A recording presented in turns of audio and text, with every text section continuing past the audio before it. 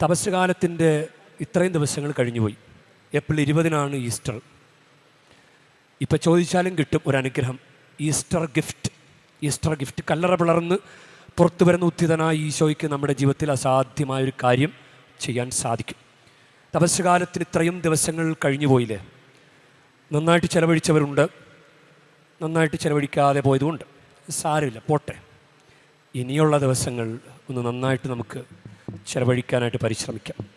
അപ്പോൾ ദൈവത്തിന് തോന്നും ഇവൻ ആഗ്രഹമുണ്ട് എന്ന് തോന്നും. ഇവൻ ആഗ്രഹമുണ്ട്, ഒരു അനുഗ്രഹം സ്വീകരിക്കാനുള്ള അർഹത ഇവനുണ്ട് എന്ന് തോന്നിയാൽ ദൈവം അനുഗ്രഹം തരും. നമ്മൾ കരുണയുടെ ഇടത്തിലാണ്. കരുണ അല്ലെങ്കിൽ ഇങ്ങനൊരു തീർത്ഥാടന കേന്ദ്രം ഇന്ത്യയിൽ നമുക്ക് വേണ്ടി ദൈവം ഉയർത്തുമോ? ഇന്ന് നമ്മൾ ഇത്രയും പേര് ഇവിടെ വന്നിരിക്കുന്നത് നമുക്ക് പല പ്രശ്നങ്ങളും സങ്കടങ്ങളും ഉള്ളതുകൊണ്ടാണ്.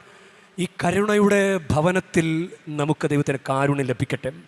നന്നായിട്ട് ആഗ്രഹിക്കാം, പ്രാർത്ഥിക്കാം, നന്നായിട്ട് പ്രയോജനപ്പെടുത്താം.